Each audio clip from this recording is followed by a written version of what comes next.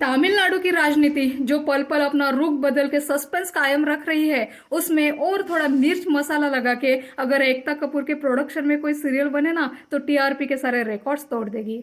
वैसे मैं मेरे देश की जनता से पूछना चाहती हूँ कि आप तमिलनाडु के मुख्यमंत्री किसे बनता हुआ देखना चाहते हो। ऑफ कोर्स ये तय करने का अधिकार तो तमिलनाडु की जनता के पास था, जो उन्होंने बजाया भी, लेकिन बहुमत किसी को नहीं दिया।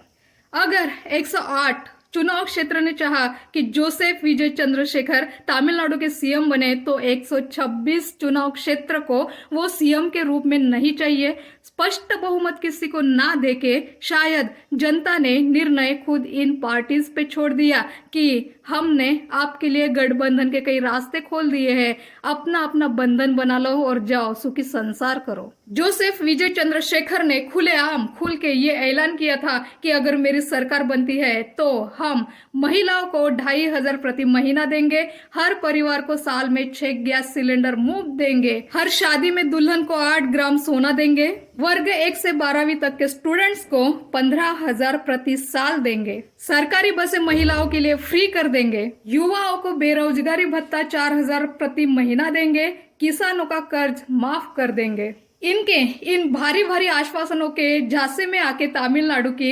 108 कॉन्स्टिट्यूएंसी की भोली भाली जनता ने इनको भर भर के वोट दिए, जबकि 126 कॉन्स्टिट्यूएंसी की पब्लिक वोटर इनके इस इम्पॉसिबल आश्वासनों के गुलाम नहीं हुए।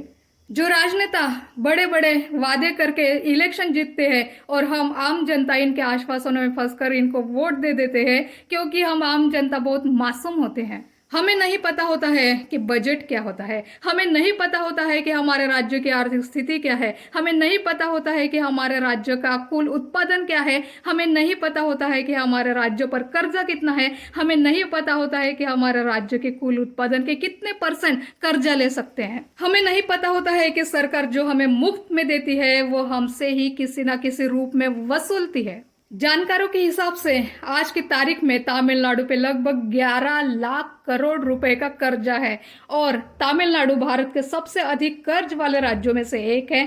ऑफ कोर्स बढ़ता कर्ज ब्याज का बोझ भी बढ़ाता है।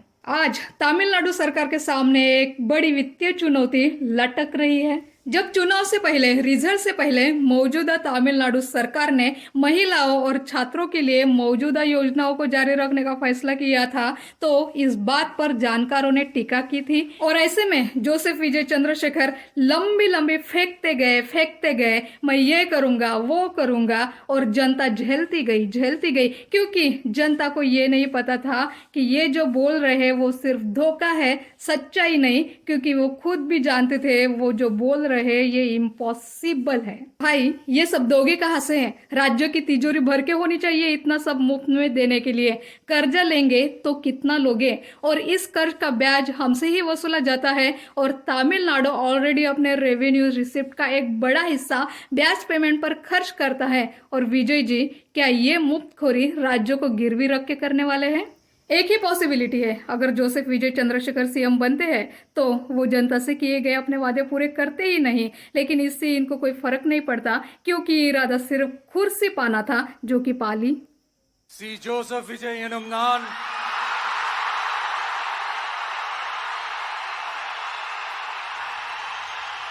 लेकिन अब आगे क्या? क्योंकि ये 7 झूठे वादे पूरा करना पॉसिबल है ही नहीं, तो क्या तमिलनाडु में लंबी लंबी डिंगे हाँकने वाला सीएम, क्या यही तमिलनाडु की आइडेंटिटी होगी?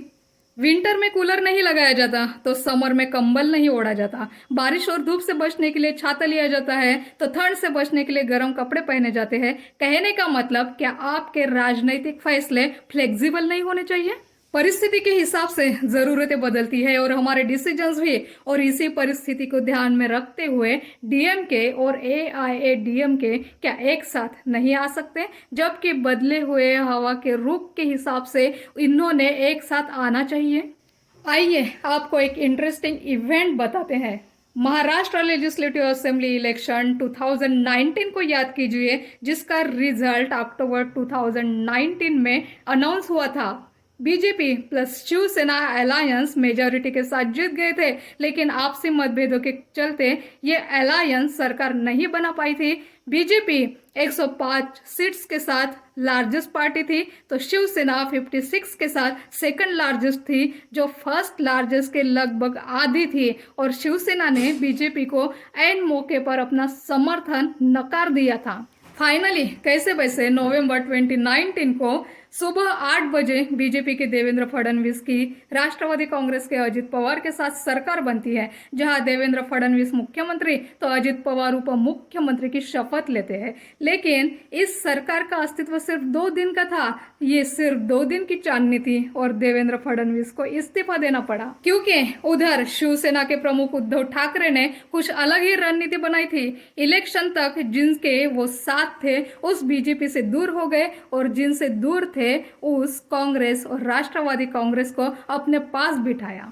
शिवसेना, कांग्रेस और राष्ट्रवादी कांग्रेस से मिलकर महाविकास आघाड़ी बनाई और महाराष्ट्र में महाविकास आघाड़ी की सरकार बनाई। और 28 नवंबर 2019 को शाम 6:40 पर शिवाजी पार्क पर शिवसेना पक्ष प्रमुख उद्धव ठाकरे ने मुख्यमंत्री पद की शपथ ली थी, जिसमें उप मुख्यमंत्री पद राष्ट्रवादी कांग्रेस के पास था, तो विधानसभा अध्यक्ष पद कांग्रेस के पास, तो उपाध्यक्ष पद राष्ट्रवादी कांग्रेस के पास दिया गया। मतलब कितने सिस्टेमैटिक तरीके से पदों का डिस्ट्रीब्यूशन किया गया था।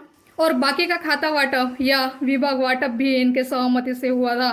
गृह और वित्त राष्ट्रवादी कांग्रेस के पास, नगर विकास शिवसेना के पास, महसूल कांग्रेस के पास।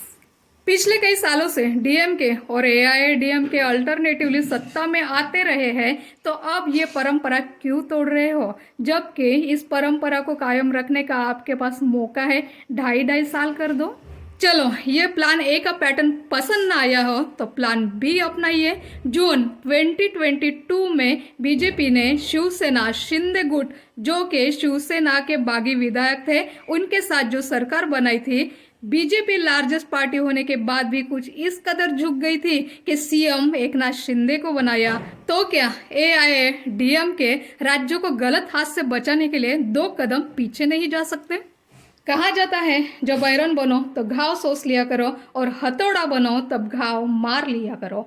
जब आप हथौड़ा बनते हो तो घाव देने की ताकत रखते हो, तो जब आप आयरन बन चुके हो तो घाव सोचने की भी हिम्मत रखा करो।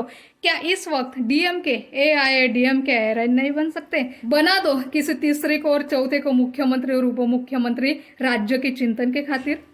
अब थोड़ा बीजेपी से बात कर लेते हैं। महाराष्ट्र में 2019 का महाविकास आघाड़ी का जो खेल खेला गया था, वो सिर्फ और सिर्फ बीजेपी को सत्ता से दूर रखने के लिए खेला गया था।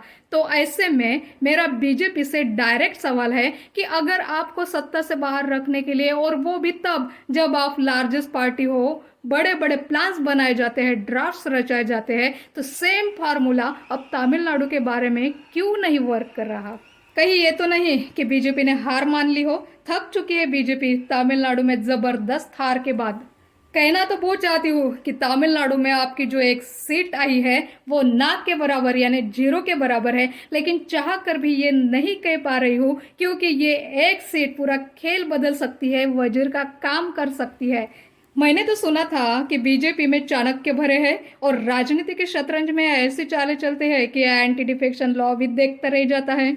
गौर से देखो तो जोसेफ विजय चंद्रशेखर अपने शब्दों में खुद फंसे जा रहे हैं। वो खुद ही अपने लिए जाल बिछा रहे हैं और उसमें फंसे जा रहे हैं। लेकिन बीजेपी हार के बाद अब वो इतनी कमजोर पड़ चुकी है कि उस जाल को देख पाना भी बीजेपी के लिए मुश्किल हो गया है। जोसेफ विजय चंद्रशेखर ने अपने प्रचारों में बीजेपी पे जोरदार प्रहार किया था, जिसका नतीजा आज आपके सामने है, सिर्फ 1 सीट पे विजय। जो बीजेपी आज पूरे देश पे राज कर रही है, उसे जोसेफ विजय चंद्रशेखर ने तमिलनाडु राज्य में सिर्फ 1 पे समेट दिया है। Shame on you BJP. लेकिन बीजेपी को डक आउट कराने में विजय भाई पूरी तरह असफल रहे हैं, और यही एक गेम चेंजर बन सकता है अगर बीजेपी चाहे तो, वरना इस 1 विधायक का कोई मोल नहीं और आज ये राज्य बीजेपी मुक्त तमिलनाडु बन चुका है। आज तमिलनाडु में बीजेपी का अस्तित्व एकदम खल्लास हो चुका है। कल अन्य राज्य भी तमिलनाडु बनना पसंद करेंगे। तमिलनाडु का हवाला देते हुए भाजपा मुक्त राज्य बनाना चाहेंगे और धीरे धीरे पूरा देश पहले की तरह भाजपा मुक्त बन जाएगा। और अगर आज भाजपा सोता रहा तो समझो तमिलनाडु के साथ ही देश में भाजपा मुक्त का आगाज हो चुका है, जिसके जश्न की तैयारी राहुल गांधी ने कर लेनी चाहिए। திரு